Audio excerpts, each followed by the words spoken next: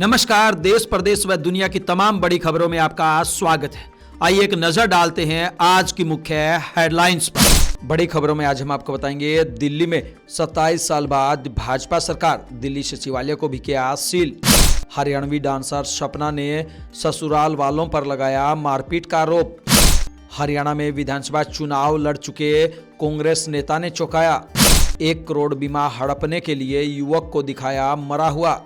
दिल्ली में जीत पर पीएम ने हरियाणा का दिया उदाहरण। फर्जी सीबीआई ऑफिसर ने महिला से ठगे 95 लाख रुपए। सूरजकुंड मेले में हरियाणवी लोक कलाकारों की हुई उपेक्षा, 23 को मनाएंगे ब्लैक डे। फर्जी तरीके से अमेरिका भेजने वाले नारनौल निवासी सहित 3 ट्रैवल एजेंटों पर एफआईआर दर्ज। कांग्रेसियों ने हरियाणा में फूका मोदी व ट्रंप का पुतला। अब 19 राज्यों में बनी भाजपा या गठबंधन की सरकार। केजरीवाल की हार पर कुमार विश्वास बोले, दिल्ली को मिली मुक्ति। गौतम अडानी के बेटे जीत अडानी और दीवान ने लिए 7 फेरे। शादी की खुशी में दान दिए 10,000 करोड़ रुपए। अब देखिए खबरें विस्तार से। बड़ी खबर में आइए सबसे पहले बात करते हैं दिल्ली में 27 साल बाद भाजपा सरकार। जी हां, दिल्ली विधानसभा की 70 सीटों के रिजल्ट आ गए हैं। भाजपा ने 26 साल बाद स्पष्ट बहुमत हासिल किया। भाजपा ने 48 और आम आदमी पार्टी ने 22 सीटें जीती हैं। भाजपा को आम आदमी पार्टी से 3.6% ज़्यादा वोट मिले हैं। इससे 26 सीटें ज़्यादा मिली। पिछले चुनाव में 8 सीटें थी, कांग्रेस को एक भी सीट नहीं मिली। भाजपा ने 1993 में 49 सीटें यानी 2/3 बहुमत हासिल किया था। 5 साल की सरकार में मदन लाल खुराना, साहिब सिंह वर्मा और सुषमा स्वराज सीएम बनाए गए थे। 1998 के बाद कांग्रेस ने 15 साल राज किया। इसके बाद 2013 से आम आदमी पार्टी की सरकार थी। इस बार भाजपा की 71% स्ट्राइक रेट के साथ 40 सीटें बढ़ी हैं। पार्टी ने 68 सीटों पर चुनाव लड़ा, 48 सीटें जीती। वहीं आम आदमी पार्टी को 40 सीटों का नुकसान हुआ। आपका स्ट्राइक रेट 31% रहा। बीजेपी ने दिल्ली में आम आदमी पार्टी के 26 में से 16 किले ढा दिए हैं। इनमें अरविंद केजरीवाल की नई दिल्ली विधानसभा सीट भी शामिल है। इन 26 सीटों पर आम आदमी पार्टी लगातार 3 विधानसभा चुनाव से जीत रही थी। बीजेपी को सबसे ज़्यादा फायदा वेस्ट और नॉर्थ वेस्ट दिल्ली में हुआ है। 2020 में यहाँ की 20 सीटों में से बीजेपी सिर्फ 1 सीट जीती थी, लेकिन इस बार बढ़कर 16 सीटें जीत गई है। इन इलाकों में पंजाबी, पूर्वांचली और दलित वोटर सबसे ज़्यादा है। इसके अलावा दिल्ली की सभी 10 जाट बहुल सीटें बीजेपी ने जीत ली हैं। हरियाणा के पानीपत में नहर में कूदी दिल्ली की ब्लॉगर श्रुति की बॉडी देर रात सोनीपत के खुबड़ू झाल में मिली। वह 5 फरवरी को पानीपत के जट रोड स्थित एक होटल में अपने लिव इन पार्टनर से मिलने आई थी। झगड़े के बाद नहर में कूद गई थी। युवक ने पुलिस को सफाई दी है कि वह उसे बचाने के लिए नहर में कूदा था, लेकिन बचा नहीं पाया। दोनों 7 महीने से लिव इन रिलेशनशिप में रह रहे थे। हरियाणवी डांसर सपना शर्मा ने ससुराल वालों पर दहेज के लिए प्रताड़ित करने का आरोप लगाया है। डांसर ने इसको लेकर नारनौल में महिला पुलिस थाने में शिकायत दी है। आरोप है कि उसे पति शराब पीकर पीटता है, 10 लाख रुपए भी मांगता है। डांसर के मुताबिक सास और जेठ जेठानी भी परेशान करते हैं। सास ने भी उससे मारपीट की। जेठ के पेट में लात मारने से उसका मिसकैरेज हो गया। 4 फरवरी को भी उनके साथ पति ने शराब पीकर और उसकी जेठानी ने मारपीट की। डांसर सपना शर्मा नारनौल के मोहल्ला चांदूवाड़ा की रहने वाली है। 1 साल पहले ही उनकी शादी हुई थी। सपना को 4 साल पहले जान से मारने की धमकी मिली थी। इसका आरोप उन्होंने अपने जीजा पर ही लगाया था। हरियाणा में निकाय चुनाव से पहले कांग्रेस ने 5वीं लिस्ट जारी की है। अंबाला से कांग्रेस सांसद वरुण चौधरी और अन्य नेताओं की नाराजगी के बाद प्रदेश अध्यक्ष चौधरी उदयभान की तरफ से जारी लिस्ट में नॉर्थ जोन के 8 जिलों में कोऑर्डिनेटर लगाए गए हैं। दिल्ली विधानसभा चुनाव में भाजपा ने स्पष्ट बहुमत हासिल कर लिया है। आम आदमी पार्टी संयोजक अरविंद केजरीवाल, मनीष सिसोदिया, सत्येंद्र जैन हार गए हैं। हालांकि दिल्ली की सीएम जीत गई है। चुनाव नतीजों के बाद इंडिया अगेंस्ट करप्शन मूवमेंट में अरविंद केजरीवाल के साथ रहे अन्ना हजारे ने कहा, शराब और पैसा आम आदमी पार्टी की हार की वजह बनी है। सोनीपत में 1 करोड़ का बीमा हड़पने के लिए एजेंट ने जिंदा युवक को मरा दिखा दिया। उसने कहा कि बुखार से युवक की अस्पताल में मौत हुई। इसके बाद उसका अंतिम संस्कार भी सोनीपत के शमशान घाट में किया गया। इसके बाद उसने LIC से क्लेम मांग लिया, जिसमें युवक को दिल्ली कैंट का निवासी और अपना भाई बताया। हालांकि इस फ्रॉड में युवक का ओरिजिनल आधार कार्ड इस्तेमाल करने से वह फंस गया। जब इसकी वेरिफिकेशन हुई तो कंपनी प्रतिनिधि को दिल्ली कैंट में मरने वाले युवक के बारे में कुछ पता नहीं चला।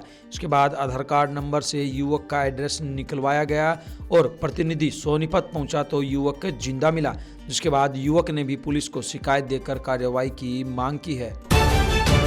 अयोध्या हार का बदला भाजपा ने मिल्कीपुर जीत कर ले लिया है। 8 साल बाद सपा से मिल्कीपुर विधानसभा सीट छीन ली है। भाजपा ने मिल्कीपुर में इतिहास की सबसे बड़ी जीत दर्ज की है। भाजपा प्रत्याशी चंद्रभानु पासवान ने सपा के अजीत प्रसाद को 61,636 वोटों से हराया है। दिल्ली में 27 साल बाद बीजेपी की सरकार बनने की खुशी में हरियाणा और पंजाब में भाजपा ने जश्न मनाया। हरियाणा के अधिकतर जिलों में भाजपा कार्यकर्ता जलेबी और पटाखे फोड़ते हुए नजर आए। रेवाड़ी में भाजपा की जिला अध्यक्ष वंदना पोपली ने थाली भरकर जलेबियां बांटी। हरियाणा के मुख्यमंत्री नायब सिंह सैनी ने सोशल मीडिया पर अपना पुराना वीडियो शेयर करते हुए कहा, मेरी भविष्यवाणी सच साबित हुई है। केजरीवाल ने हरियाणा की मिट्टी को अपमानित करने का काम किया है। वो जब हरियाणा के नहीं हुए तो दिल्ली के कैसे हो सकते हैं। चंडीगढ़ में एक महिला से 95 लाख की ठगी हुई है। सेक्टर 47C की रहने वाली अनिल कौर ठक्कर को व्हाट्सएप पर कॉल कर एक व्यक्ति ने खुद को CBI का डायरेक्टर बताया।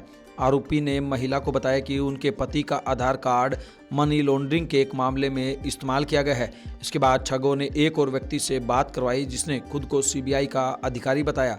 दोनों ने महिला को धमकाया कि उन पर नजर रखी जा रही है और उन्हें डिजिटल अरेस्ट कर लिया गया है। डर के मारे अनिल कौर ने अपने रिटायरमेंट अकाउंट से धीरे धीरे 95 लाख रुपए ठगों के बताए गए खातों में ट्रांसफर कर दिए। बाद में जब महिला को एहसास हुआ कि वह साइबर फ्रॉड का शिकार हो गई है तो उन्होंने Chandigarh cyber crime police station में शिकायत दर्ज करवाई है।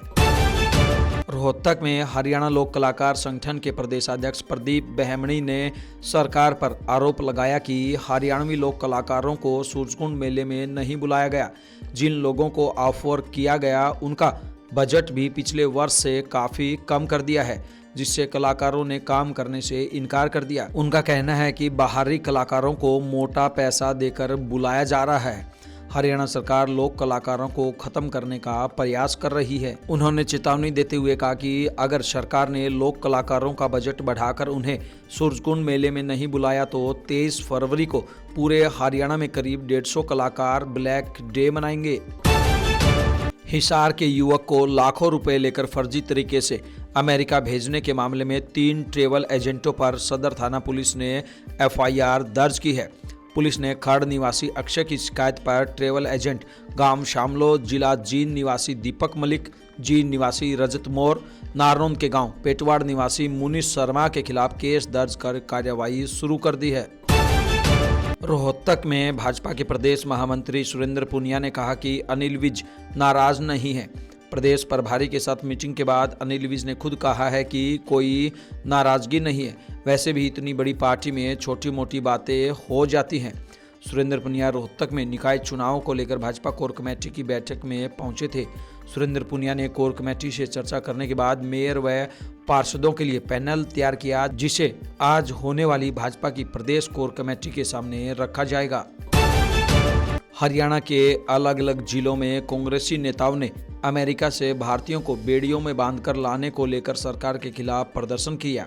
कार्यकर्ता रोज गार्डन में इकट्ठा हुए। इसके बाद उन्होंने देश के प्रधानमंत्री नरेंद्र मोदी और अमेरिका के राष्ट्रपति डोनाल्ड ट्रंप का पुतला जलाकर रोष व्यक्त किया। हम आपको बता दें कि दादरी के साथ साथ हिसार में भी कांग्रेस कार्यकर्ताओं व नेताओं ने अमेरिका के राष्ट्रपति डोनाल्ड ट्रंप का पुतला जलाया। कार्यकर्ताओं में 104 भारतीयों को हाथों में हथकड़ियों व पैरों में बेड़ियां लगाकर देश में भेजने को लेकर रोष था।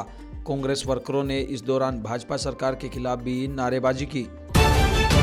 दिल्ली विधानसभा चुनाव में भाजपा की जीत के बाद PM मोदी ने भाजपा हेडक्वार्टर में कार्यकर्ताओं को संबोधित किया। उन्होंने अपने भाषण की शुरुआत यमुना मैया की जय के नारे के साथ की।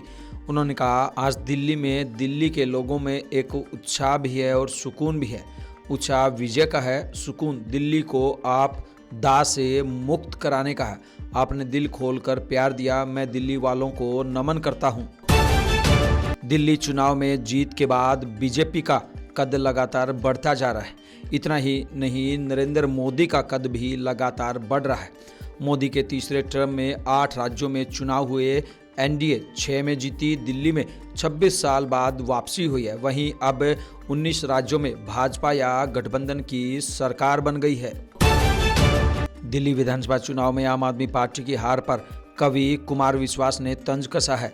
कुमार ने केजरीवाल का नाम लिए बिना कहा कि दिल्ली को आज उनसे मुक्ति मिल गई है, मुझे उस निर्लज आदमी से कोई सहानुभूति नहीं है। केजरीवाल ने व्यक्तिगत महत्वाकांक्षा के लिए अन्ना आंदोलन से निकले लाखों करोड़ों कार्यकर्ताओं के सपनों को कुचल दिया।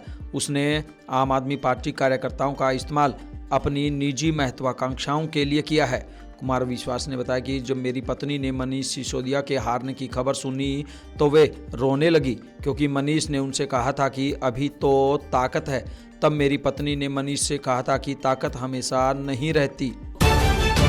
अडानी ग्रुप के चेयरमैन गौतम अडानी के छोटे बेटे जीत अडानी दीवा जैमिन शाह के साथ शादी के बंधन में बंध गए।